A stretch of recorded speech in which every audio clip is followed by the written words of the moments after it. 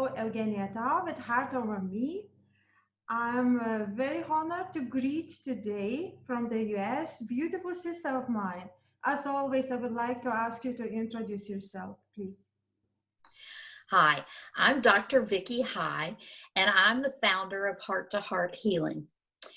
I have been practicing heart to heart healing for 20 years, and I also am a Reiki master teacher, and I've been certified to do reconnective healing as well. But those two were gateways into my healing known as heart to heart healing.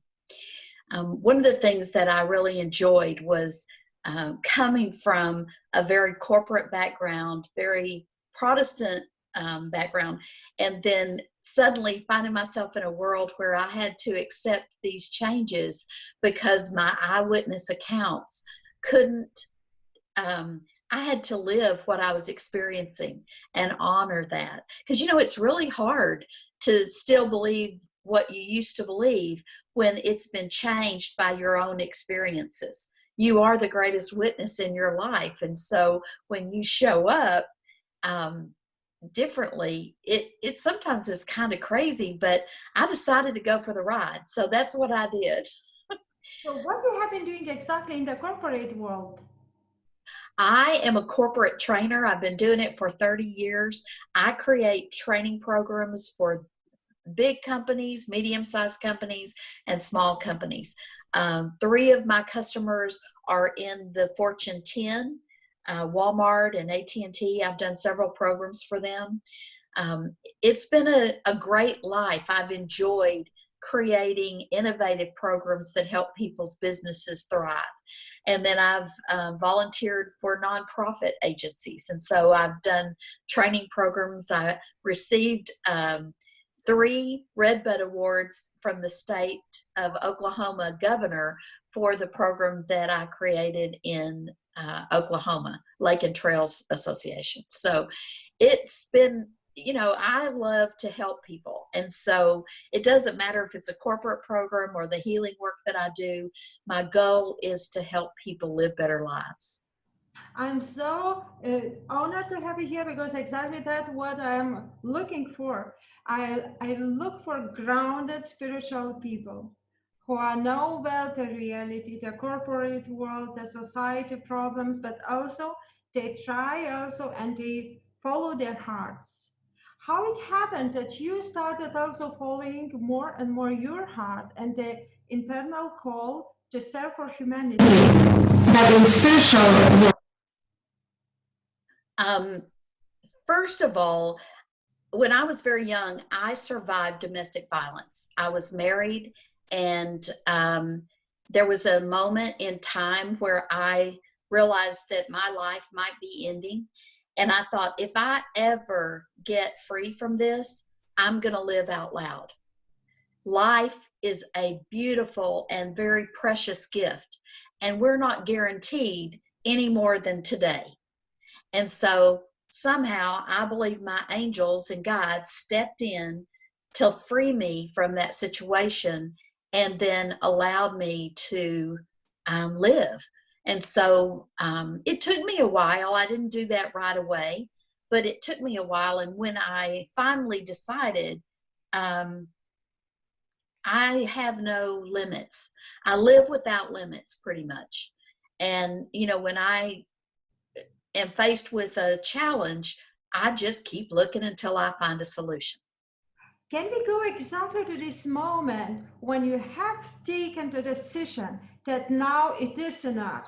Because why I'm asking if you are willing to share about it, because that's exactly the moment when we are pressed and we start doing something.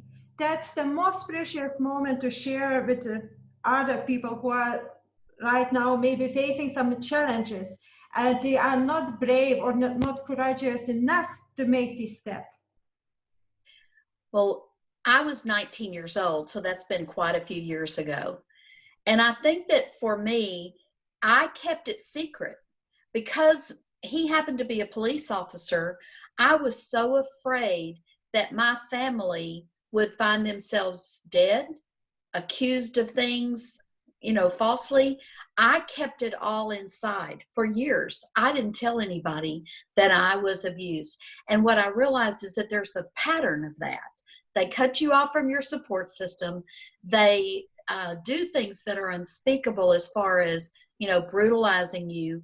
And then it took me a while before I stood up in my power and said, I am an abused woman. You know, a lot of people get to that place with alcohol or some of the other addictions, but it was a while before I could bravely say, I'm a woman who's been brutalized by somebody who promised to love me. So Because how it was, what it was the moment which motivated you to say, that's enough? What was this? Because we have all some tolerance and we accept, and then suddenly it doesn't go anymore. well, the moment that I said I was done in my heart was the day he liked to drink and he shot the gun off in the house. And I had the light bulb go off going, I am mortal. That could have been me in the line of fire. Or if we had had children, that would have killed the children because he shot it into the spare room through our bedroom wall and into the spare room. And I don't know, there was something eye-opening and awakening about that moment. So from that point forward, I'd like to say I wasn't like every other battered wife. I didn't leave that moment. That's when I started planning to leave. So it was a longer journey than I had hoped, but it was even a longer journey for the healing process because I was dragging my stuff with me. I like to think that we as humans have these resilient hearts, and in our process of dealing with the stuff that goes on in our lives, I have some pictures. It's almost as if we have these hearts, and things people say to us or do to us create these heart wounds. And so what happens is we don't feel like we're enough, and so we begin to try to fill those holes up, and we fill them up with addictions, food or alcohol or, you know, sex or shopping or whatever it is. And those are temporary fixes and they don't last. And so what I found was unconditional love fills those holes up so that they were as if they were never there. And that was the big ticket item for me, was getting those holes filled up. Yeah, that's beautiful image. Can you please show again the image? It is so beautiful, and it helps to understand. Wow, yeah. And they're not, you know, they're jagged wounds. So something somebody says to you that reminds you of that wound, that's why you're sensitive to that kind of a response. So you planned your different life. You planned silently to step in your power, to follow your heart, to start loving yourself. So what happened next? Because you have been still working in the corporate business, and so what was the next? Well, I kept my heart kind of sequestered for probably 10 years, and then I married again. And when I married again, we played together, we enjoyed life together, we built a company together, and then we were a training corporation, and we trained people all across the United States. It was a very exciting time because we were in a place where there was new technology coming in. That was the introduction to PCs being so prevalent in business. We were on that leading edge or bleeding edge sometimes between mainframes and personal computers. And so it was a really good time business-wise. And I invited one of my friends into the company, and then now they're married today and I'm not. And as we were talking earlier, at the time, the burden of that was my dreams just went crashing, you know, into a brick wall. But in time, I looked back on that experience, and I wouldn't be doing what I was born to do. I wouldn't be doing any of my healing work, because part of my journey was to heal my heart from that bad break. And so I think we're stronger when we face those kinds of human emotions. And, you know, I was really tired of dragging all the junk, dragging all of the stuff that was in my broken heart.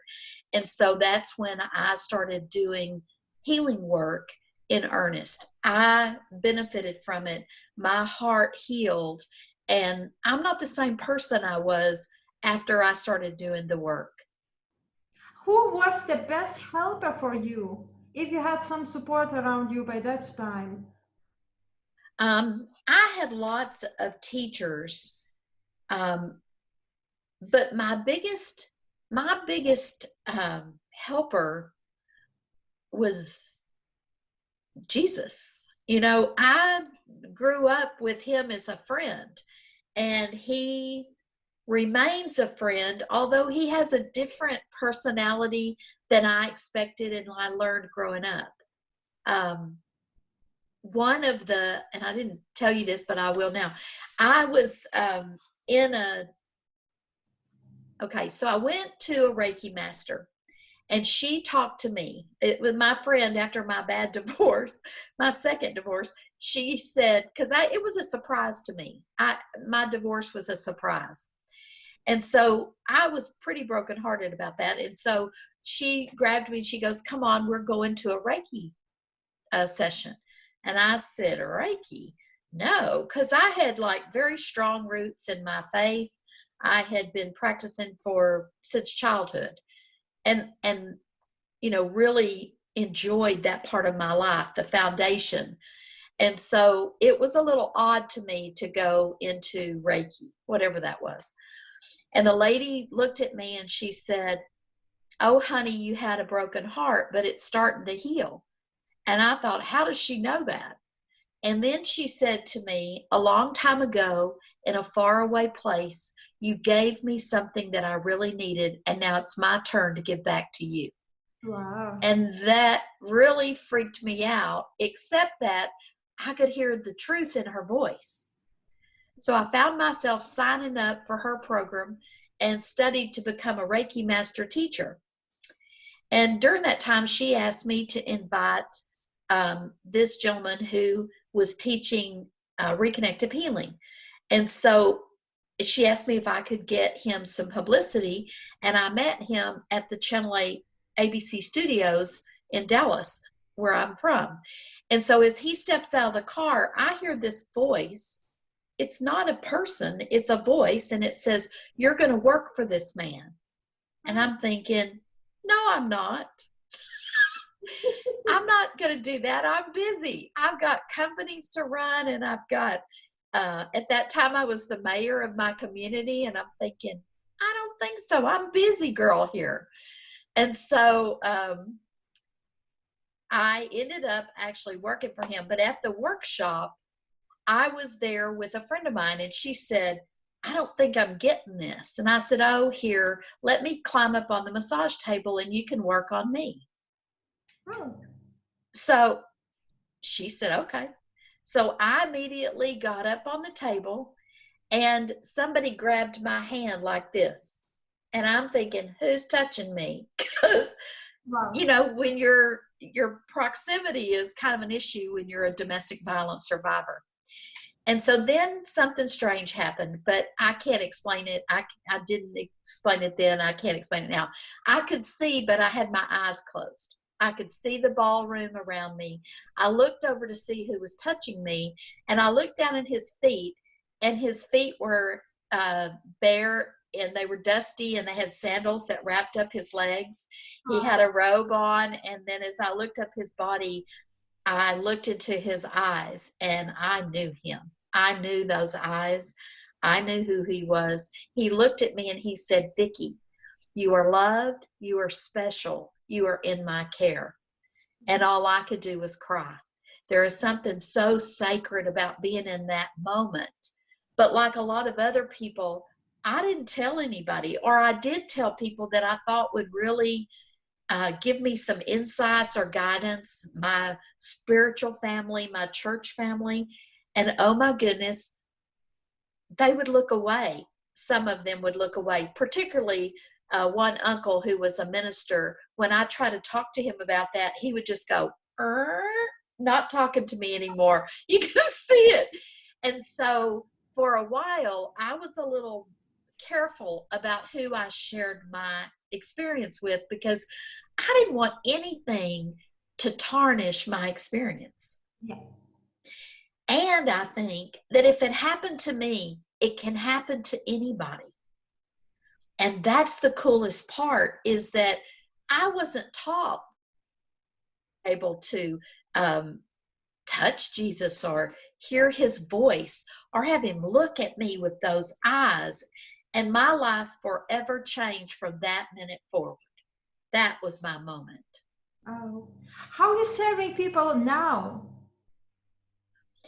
Well, I began to do Heart to Heart in 2002. I spent a lot of time,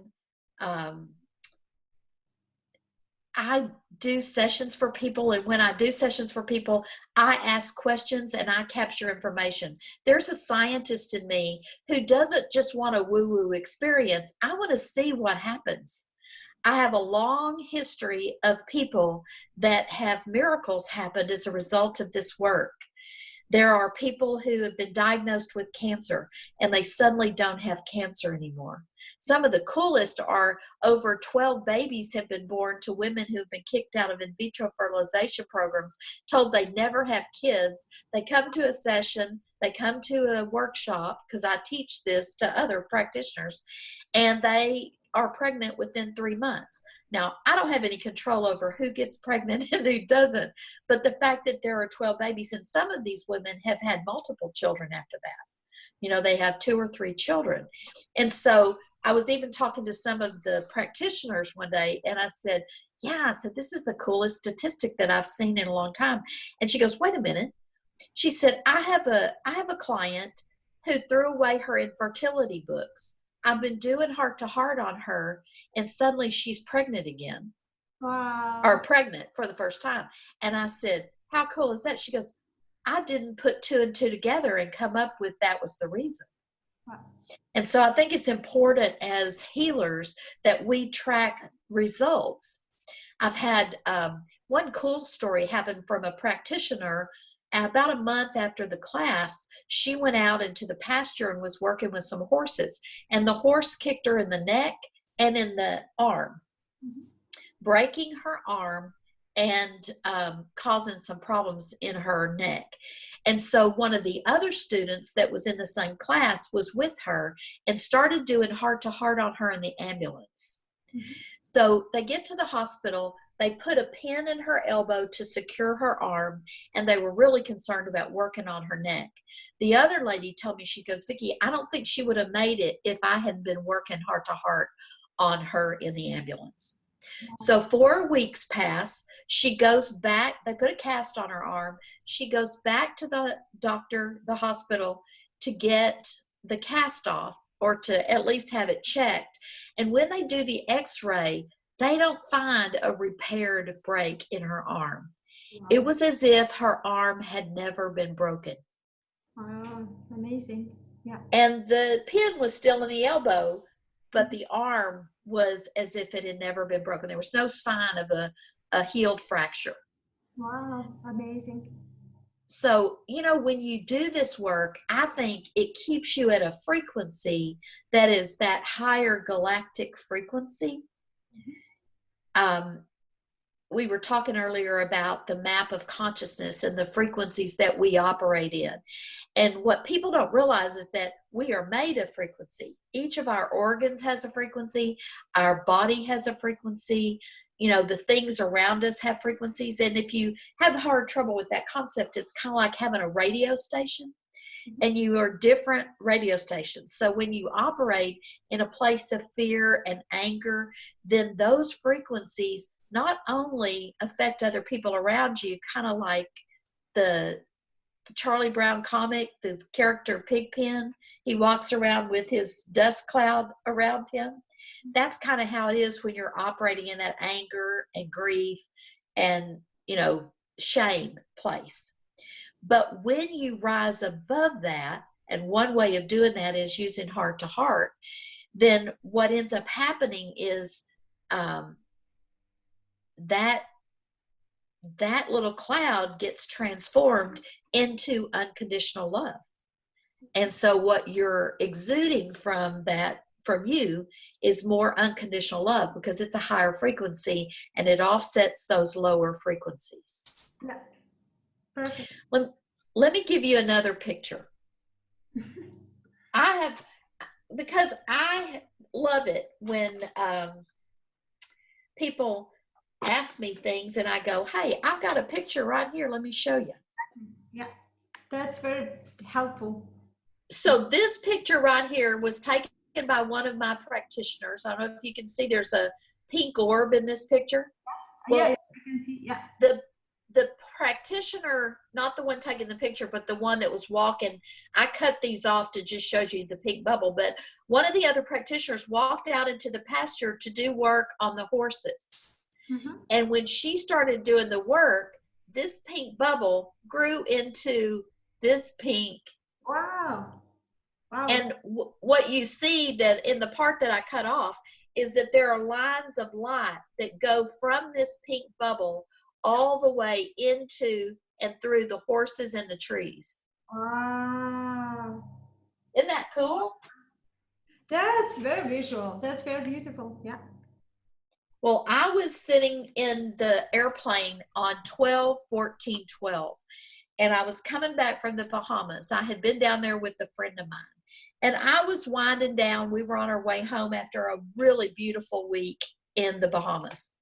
So I looked at her and I'm reading my book. It's just a novel. It's not anything earth-shattering or spiritual. It was just a novel. And I looked down and I can see a green light coming out of my hand. Mm-hmm. I decided, well, what if I took a picture of it? So I don't know if you can see, but right here along my hand, there's a green light. Yeah. It was visible to the naked eye, because when I looked over at her and I said, do you see, she goes, that green light coming out of your hand? Okay. I said, yeah. On the desktop, it doesn't see green. It sees a little bit red, but at least at my desktop. Well, no. What ended up happening, I took 6 quick shots with my camera. Yeah.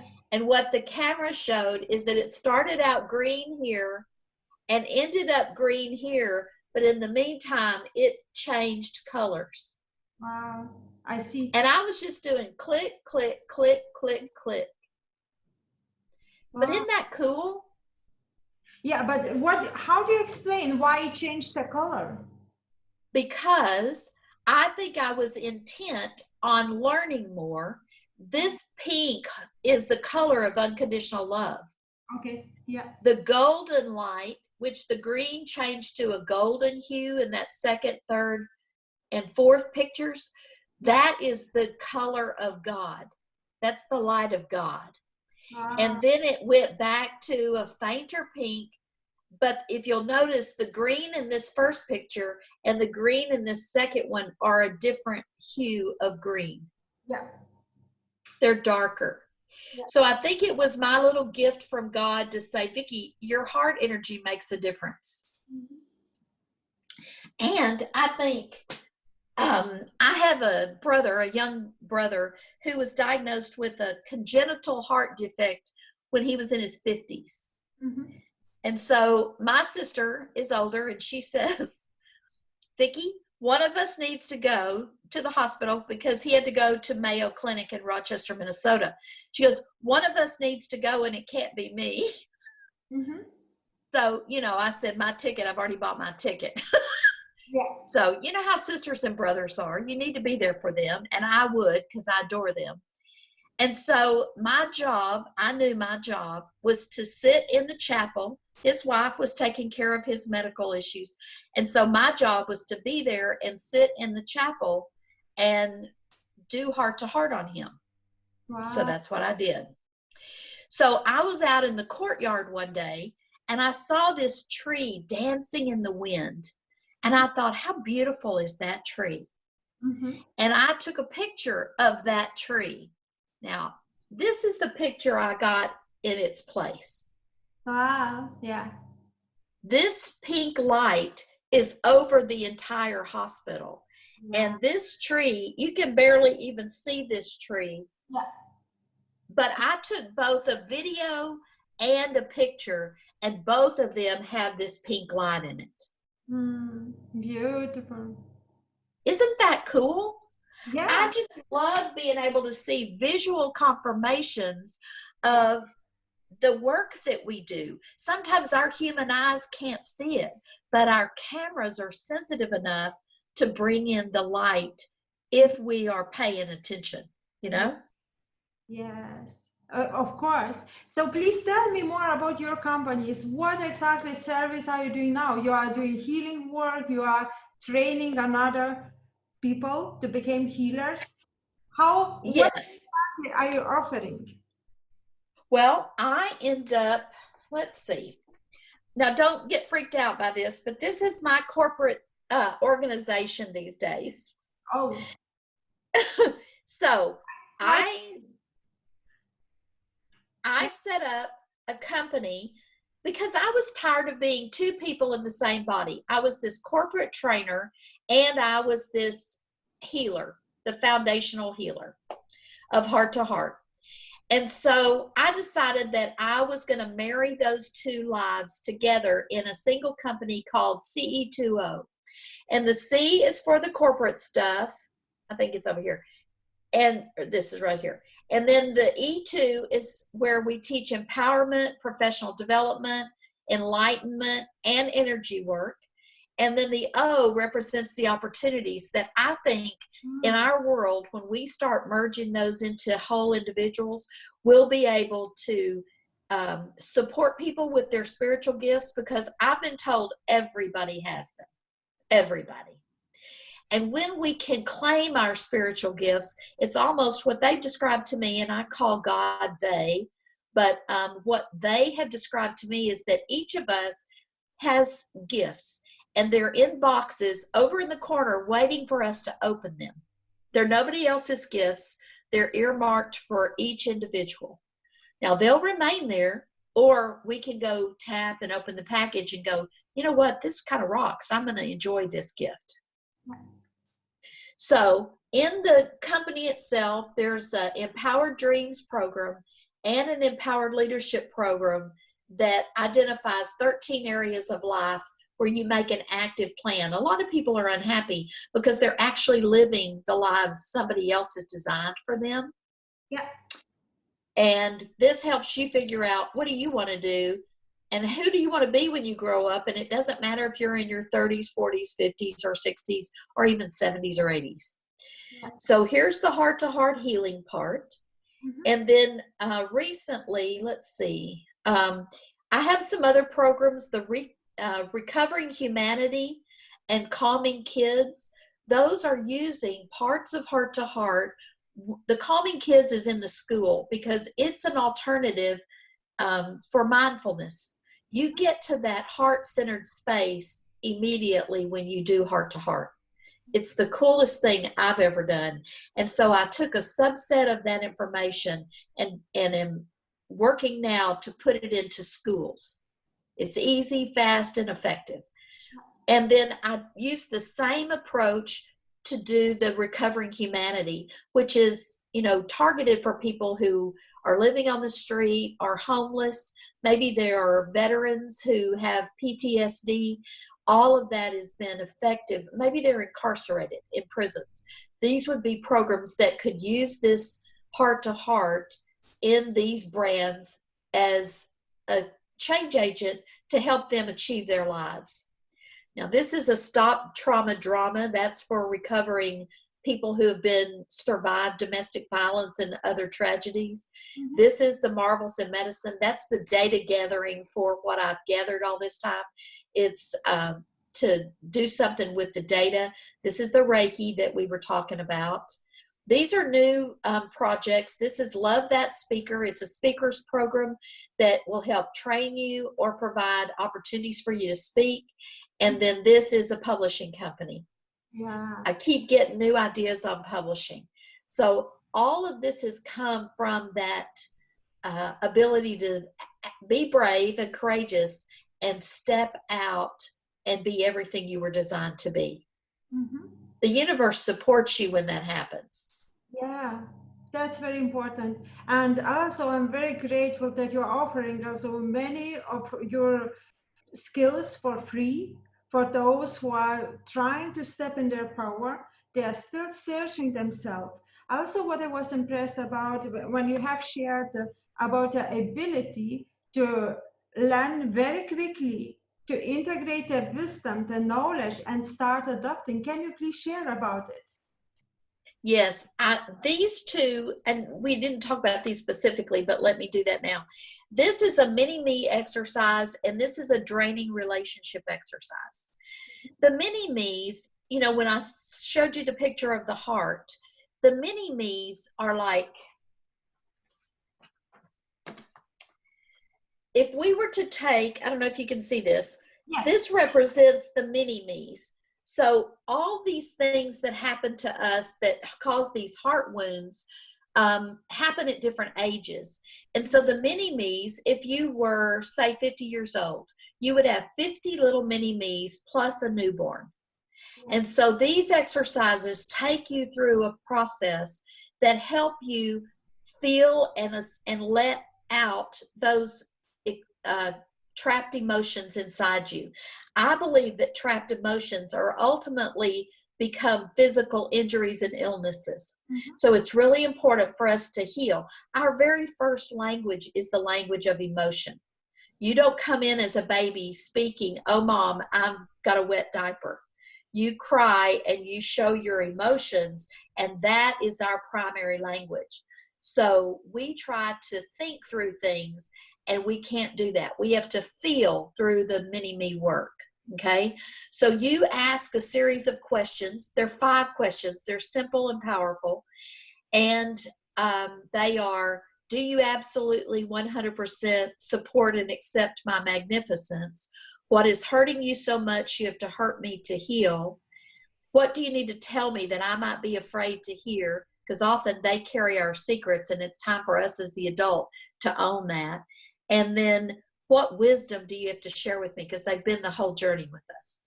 And then you put them in a pink bubble of unconditional love. This is, I'm going to, if I were there physically with you, I would have you hold out your left hand because it's closest to your heart. So do that for me, because I can do this long distance, okay? Okay. So I've got your hand in a torus of energy, okay? And tell me when you feel something. Yes. Okay, and so if you had to describe it, what would you describe it as? Oh, I feel some warmth. Okay, you feel warm. And what I do is everybody feels it maybe a little differently, but warmth is a very common thing. So the other cool part is, does it change about right now? I think the spreading. Okay. It's growing and spreading over my body. Okay, so that, I don't know, you can't probably see my hands, but they're this far apart. Okay, yeah. So what ends up happening is this is stronger with distance, okay? Mm-hmm. Wow. So now imagine that those 2 hands, pull both of your hands together, mm-hmm. like mine, and pull them apart like this, okay. So that there's a pink bubble inside them. Mm-hmm. Let me know when you feel your pink bubble. Yes. Okay, so now I'm going to put my hand in your pink bubble and tell me what you feel. Can you feel my hand? Wow, it is getting colder. Because I operate in that galactic frequency, and so it's really cold energy. Wow, I could feel it immediately. Amazing. That's the cool part about being quantum physics, is that you can be in the same room with me, or you can be halfway around the world. Wow, amazing. Mm-hmm. That is why I love this. I will say that that is the final step for any of your mini-me's. You need to put them in that pink bubble of unconditional love, because that's what fills in the heart wounds. Wow. And heals them. Now, Wow. the draining relationships ask the very same questions, except that they are for you and your relationship with another person. Mm-hmm. Now, the difference is that when you think of somebody and you have issues with them, Mm-hmm. you know, somebody usually comes to mind right away. Mm-hmm. Yeah. Energetically, it's like they have plugged a dryer plug into you somewhere on your body. And it's kind of oblivious unless you are aware of doing it. So there's an additional step in the draining relationship exercises that allow you to scan your body and reclaim your sovereignty. Mm-hmm. Just like you are a nation, nobody can interfere and move into your borders unless you allow them to. Yeah. So what you're doing by reclaiming your sovereignty is you're going to scan your body and feel where the cord is. And sometimes there's multiple cords. Yeah. So you're going to pull out that cord and say, this contract is at an end. If you want a relationship with me, we have to renegotiate terms. Oh. And you're talking to their higher self. You're not talking to their personality. You're talking to their higher self. So you don't have to get into the minutia of what happens, but you can have conversations with them. You can ask questions. You can get insights from them. And all of the instructions are on my website, and they're free for people that listen to your show. They can sign on to the website and access. There's forms, a video, and an audio if they want help in asking the questions without having to think. Thank you so much. That's very kind. And especially now in those times as we are facing some, as you know, I will not mention about it more. Do you have also any advice for people facing fear? Yes. Also, it's very important. It's not only because today, but the fear, that's the biggest challenge in our life to overcome it. Also, if you want to step in our power, to start following our soul purpose and our hearts. When you are, first of all, if you go to you've got a lot of time. If you're in your home for great deals of time. So this is the perfect time to do those exercises. They let go of the things, because where do you think those fears come from? Some of them are from those wounds. Some of them are from tapes that we hear from our parents, from our friends, from experiences that we had that didn't turn out well. So if we clear all that stuff up, chances are we're going to operate in a experience. And if we find ourselves in a place of fear, remember, we have an opportunity as human beings, every single person does, to put ourselves in, come make aware of our pink bubbles. Mm-hmm. The pink bubbles. Yeah. Just make them big enough to cover our whole body. Yeah. Or in the case of, I put one that's over my entire house. Yeah. And then I don't get crazy about it, and I go, why not put it over my entire city? Yeah. Why not put it over my entire state? Yeah. Amazing. And there's no limit to that. You can end up putting it over the entire planet. Mm-hmm. Okay, but that's already for quite advanced user who is calm in their heart. What is if the fear is so far that the person is just shaking and she can't hear clear anymore? Because now when we are speaking in very calm condition, you know, but I had already some calls of my friends where I realized they are freaking out. They are so scared. They are like, Okay. how to calm down? If somebody has called you and they are in a state of fear, okay, then just bring your pink bubble up and visualize them in your pink bubble. Okay. I I mean, it's simple, but they said, Vicki, we didn't make it complicated. It's simple and powerful. And what it does visually is it takes you from that fear frequency under 200 and raises your frequency up above that into 400 to 500 immediately. Mm-hmm. Perfect. I had somebody call me yesterday full of fear. Mm-hmm. And she was like, well, I don't know what to think. I talked her through it. I put her in the bubble, and we were on the phone for a while, but I put her in the bubble and she goes, oh, wow, I feel so much calmer. Thanks for talking to me. Yeah. Yeah. So, you know, sometimes people just need to vent about what they're feeling, and they need a safe place to do it. Mm-hmm. But then you just fill them up with unconditional love. Yeah. Because we get worried about what's happening in the world, but the truth is God's got this. Source has this. Whatever name you call that source of energy, Mm-hmm. it's so much greater than we are. Yeah. We are expressions of that love, but that is unconditional love.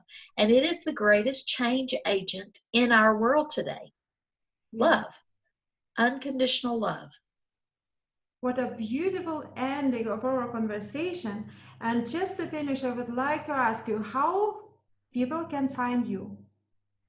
People can find me on Facebook. I'm Dr. Vicki L High. There are multiple pages that I operate with the different businesses. One is Calming Kids, and that's with KALMING KIDS for teachers or for parents. They can get some information on that. There is a CE2O Inc. Facebook page, Heart to Heart programs. There's a number of them. If you type in my name, it'll probably bring you up with those other programs and pages. My website is www.heartconnections.us. So there's a lot of information out there. They can go get their free exercises and download them. They can spread more pink bubbles throughout the world. One of the cool parts about this work is there is no need to ask permission. Love is the catalyst for change, and there's no downside to unconditional love. Thank you so much for sharing. Thank you much for your work, and also for doing what you do exactly now in those a little bit special times nowadays. So all the best for your work. Thank you so much. I love talking about this, and you give us a platform to do that for this heart-centered work that so many of us are doing today. Thank you for what you do and bring to the world. Thank you so much.